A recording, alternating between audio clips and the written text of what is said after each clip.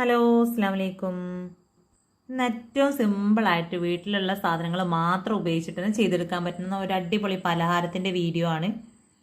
അപ്പോൾ നമ്മുടെ ഈ ഒരു വീഡിയോ മുഴുവനായിട്ടും സ്കിപ്പ് ചെയ്യാതെ തന്നെ കാണുക. കണ്ടിട്ട് ഇഷ്ടമാവുന്നുണ്ടെങ്കിൽ ലൈക്ക് ചെയ്യാനും അതുപോലെ നമ്മുടെ ചാനൽ ഇതുവരെയും സബ്സ്ക്രൈബ് ചെയ്യാതെ കാണുന്ന ഏതെങ്കിലും കൂട്ടുകാരുണ്ടെങ്കിൽ ഒന്ന് സബ്സ്ക്രൈബ് ചെയ്തിട്ട് സപ്പോർട്ട് ചെയ്യാനും മറക്കരുത് കേട്ടോ.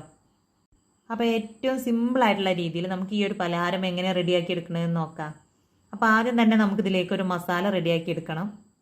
അതിനായിട്ട് ഞാനിവിടെ ഒരു പാന് ചൂടാക്കി എടുത്തതിന് ശേഷം അതിലേക്ക് കുറച്ച് വെളിച്ചെണ്ണ ചേർത്ത് കൊടുക്കുക. അപ്പോൾ ഈ ഒരു വെളിച്ചെണ്ണയിലേക്ക് ആദ്യം തന്നെ ഒരു 1/2 ടീസ്പൂൺ ഇഞ്ചി വെളുത്തുള്ളി ചതച്ചെടുത്തതാണ് ചേർത്ത് കൊടുക്കുന്നത്. അപ്പോൾ ഇത് ചെറുതായിട്ട് തന്നെ ഒന്ന് മൂത്ത് വന്നതിന് ശേഷം പിന്നെ ഇതിലേക്ക് ചെറുതായിട്ട് അരിഞ്ഞെടുത്തിട്ടുള്ള ഉള്ളി ചേർത്ത് കൊടുക്കുന്നുണ്ട്. അപ്പോൾ നമ്മുടെ ഈ ഒരു സവാള ഒരു 3 ചെറുതായിട്ട് അരിഞ്ഞതാണ് ഇപ്പോൾ ചേർത്ത് കൊടുത്തിട്ടുള്ളത്. അപ്പോൾ നമ്മുടെ ഉള്ളിയൊക്കെ ചേർത്ത് കൊടുത്ത് നല്ല പോലെ ഒന്ന് മിക്സ് ആക്കി എടുക്കാം. അപ്പോൾ പരമാവധി കട്ടിയില്ലാത്ത ഒരു രീതിയിൽ നമ്മളിതിനെ അരിഞ്ഞെടുക്കുകയാണ് കേട്ടോ കുറച്ചും കൂടെ നല്ലത്. ഇനി നമുക്കിതിലേക്ക് ആവശ്യത്തിനുള്ള ഉപ്പും കൂടെ ചേർത്ത് കൊടുക്കാം. അപ്പോൾ ഞാനിവിടെ ഒരു 1/2 ടീസ്പൂൺ എടുത്താണ് കേട്ടോ ഉപ്പ് ചേർത്ത് കൊടുത്തിട്ടുള്ളത്. അപ്പോൾ ഉപ്പും കൂടെ ചേർത്ത് നല്ല പോലെ ഒന്ന് മിക്സ് ആക്കി എടുക്കാം. ഈ ഒരു മസാലയിലേക്ക് ആവശ്യത്തിനുള്ള ഉപ്പ് മൊത്തമായിട്ട് ഞാൻ ഈ ഒരു സമയത്ത് ഇട്ട് കൊടുത്തിട്ടുണ്ട്.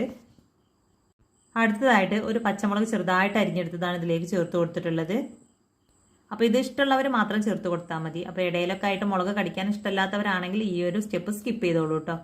അപ്പോൾ മുളകും കൂടെ ചേർത്ത് ഒന്ന് മിക്സ് ചെയ്തെടുത്തതിന് ശേഷം ഒരു തണ്ട് കറിവേപ്പില ചെറുതായിട്ട് അരിഞ്ഞത് കൂടെ ചേർത്ത് കൊടുക്കുന്നുണ്ട്.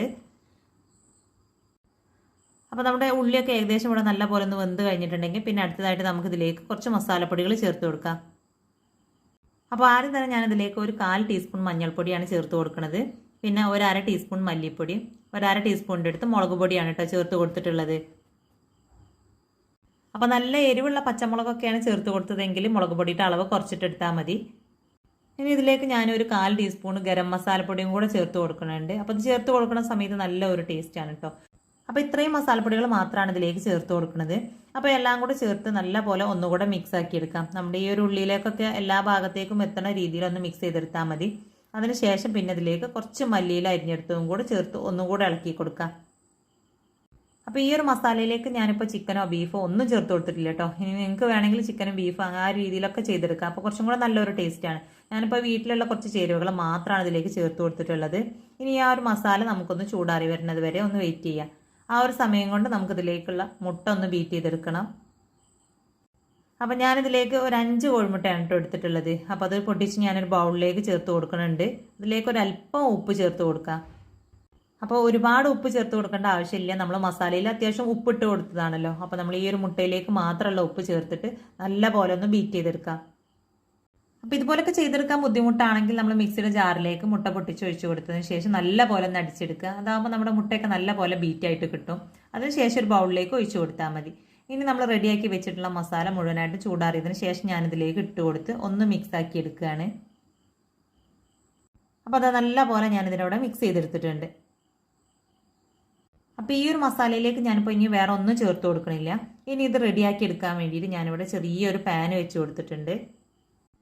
അപ്പോൾ അതിലേക്ക് കുറച്ച് വെളിച്ചെണ്ണ ചേർത്ത് കൊടുക്കാം. അപ്പോൾ ഒരുപാട് ചേർത്ത് കൊടുക്കേണ്ട ആവശ്യമൊന്നുമില്ല. നമ്മൾ നോൺ സ്റ്റിക്കിൻ്റെ പാൻ ആയതുകൊണ്ട് തന്നെ അടി പിടിക്കുന്നുള്ള ആ ഒരു ടെൻഷനൊന്നുമില്ല കേട്ടോ. ഇനി ഇതേ ഒരു രീതിയിൽ തന്നെ കുക്കറിലും ചെയ്തെടുക്കാം. ഇനി നമ്മൾ റെഡിയാക്കി വെച്ചിട്ടുള്ള ഈ ഒരു മാവ് മുഴുവനായിട്ടും നമ്മൾ ഈ ഒരു പാനിലേക്ക് ഒഴിച്ചു കൊടുക്കാം. അപ്പോൾ അടി കട്ടിയുള്ള ഏത് തരം പാത്രത്തിലും ഇത് ചെയ്തെടുക്കാം കേട്ടോ. അപ്പോൾ കുറച്ചധികം അടിഭാഗം കട്ടിയുള്ള പാത്രം തന്നെ എടുക്കണം, ഇല്ലാന്നുണ്ടെങ്കിൽ പെട്ടെന്ന് കരിഞ്ഞു പോകും. ഇനി നമുക്കിതിനെ അടച്ച് വെച്ചിട്ട് ഒന്ന് വേവിച്ചെടുക്കാം. അപ്പോൾ വേണമെങ്കിൽ നിങ്ങൾക്ക് ഇതിൻ്റെ മുകളിലായിട്ട് കുറച്ച് മല്ലിയില കൂടെ ഇട്ട് കൊടുക്കാം. അപ്പോൾ അത് അടച്ച് വെച്ച് ഞാൻ ഒരു 20 മിനിറ്റാണ് കേട്ടോ ഇവിടെ വേവിച്ചെടുത്തിട്ടുള്ളത്. അപ്പോൾ അതിൻ്റെ മുകൾ ഭാഗം കുറച്ചും കൂടെ ഒന്ന് വെന്ത് വരാനുണ്ട്. അപ്പോൾ ഞാനിതിനെ വേറൊരു പാനിലേക്ക് തിരിച്ചിട്ട് കൊടുക്കുകയാണ്. അപ്പോൾ അത് അതിൻ്റെ അടിഭാഗം ഒന്നും ഒട്ടും കരിഞ്ഞു പോയിട്ടില്ല. അപ്പോൾ കുറച്ചധികം കട്ടിയിൽ തന്നെ ആയതുകൊണ്ട് അതിൻ്റെ മുകൾ ഭാഗം വെന്ത് കിട്ടാൻ ചെറിയൊരു ബുദ്ധിമുട്ടുണ്ടായിരുന്നു. അപ്പോൾ അതുകൊണ്ടാണ് ഞാനത് പാനിലേക്ക് തിരിച്ചിട്ട് കൊടുത്തിട്ടുള്ളത്. അപ്പോൾ 2-3 മിനിറ്റ് ഇതേപോലെ വെച്ചതിന് ശേഷം നമുക്കൊരു പാത്രത്തിലേക്ക് മാറ്റി കൊടുക്കാം.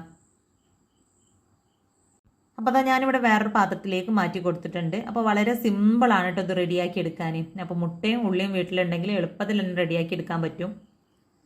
അപ്പോൾ ഇതുപോലെ സിമ്പിളായിട്ട് റെഡിയാക്കി എടുക്കാൻ പറ്റുന്ന ഒരുപാട് പലഹാരത്തിൻ്റെയും ബ്രേക്ക്ഫാസ്റ്റിൻ്റെയും ഒക്കെ വീഡിയോ നമ്മൾ ചാനലിൽ അപ്ലോഡ് ചെയ്തിട്ടുണ്ട്. അപ്പോൾ കാണാത്തവരുണ്ടെങ്കിൽ അതൊക്കെ ഒന്ന് പോയിട്ട് കണ്ടു നോക്കാം കേട്ടോ. അപ്പോൾ അതാ നമ്മുടെ ഈ ഒരു കേക്ക് ഞാനിവിടെ കട്ട് ചെയ്തെടുത്തിട്ടുണ്ട്. അപ്പോൾ അത്യാവശ്യം ഇതാ നല്ലൊരു കട്ടിയിൽ തന്നെയാണ് കേട്ടോ കിട്ടിയിട്ടുള്ളത്. ഉൾഭാഗമൊക്കെ നല്ല പോലെ വെന്ത് വന്നിട്ടുണ്ട്. അപ്പോൾ ഇത് അധികം എണ്ണയിൽ മുക്കി പൊരിക്കേണ്ട ആവശ്യമൊന്നുമില്ല, വളരെ കുറച്ച് എണ്ണ മാത്രമാണ് കേട്ടോ നമുക്കിത് റെഡിയാക്കി എടുക്കാനായിട്ട് ആവശ്യമുള്ളൂ. അപ്പോൾ ഇതുപോലെ തന്നെ നോമ്പ് തുറക്കുന്ന സമയത്തേക്ക് നമുക്ക് എണ്ണയിൽ മുക്കി പൊരിക്കാത്ത രീതിയിൽ ചെയ്തെടുക്കാവുന്ന ഒരുപാട് പലഹാരത്തിൻ്റെ വീഡിയോ ഒക്കെ ഞാൻ മുന്നേ അപ്ലോഡ് ചെയ്തിട്ടുണ്ട്. അപ്പോൾ ഇന്നത്തെ ഈ ഒരു കുഞ്ഞു വീഡിയോ ഇഷ്ടമായിട്ടുണ്ടെങ്കിൽ ലൈക്ക് ചെയ്യുക.